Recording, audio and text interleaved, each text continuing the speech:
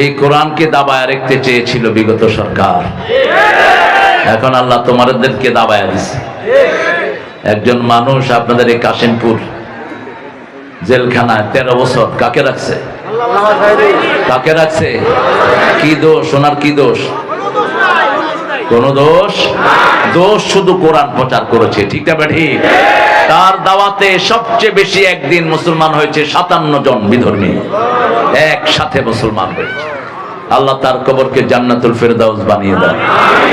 তিনিও দোয়া করেছেন, আমাকে যদি কখনো মেরে ফেলা হয় অথবা শহীদ করা হয় 1 বছর যাবে না, এদেরকে আল্লাহ পুড়ে ঝস্য করে দিবেন, থাকতে পারবে না এরা।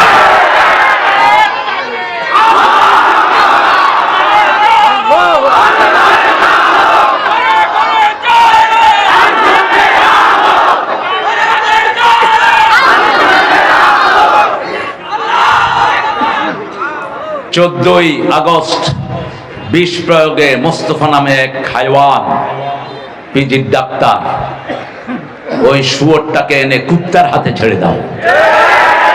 আমরা পিজির ওই সময়কার ভিসি যে ছিল ওই জানোয়ারেরও ফাঁসি চাই।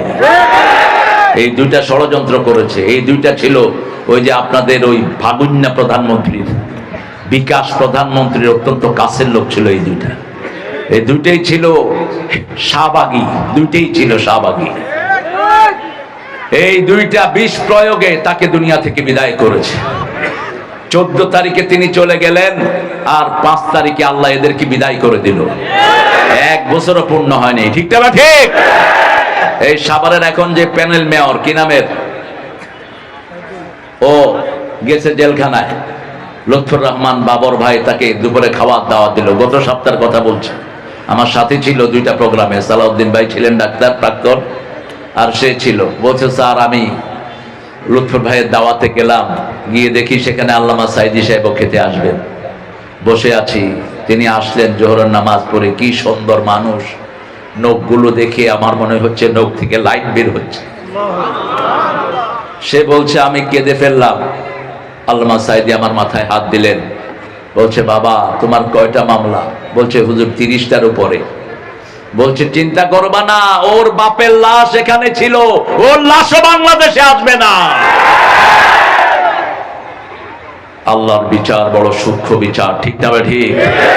আমরা কারো দুশমন নই, কিন্তু যারা কোরআনের দুশমন তাদের আমরা বন্ধু হতে পারি না। যারা আমার নবীর দুশমন আমরাও তাদের দুশমন, ঠিক না ঠিক? আল্লাহ বলছেন, নবীর সাথে যারা থাকবে আশিদ্দাউ আলাল কুফারি রুহামাউ বাইনাহুম, তারা দুশমনদের উপর হবে।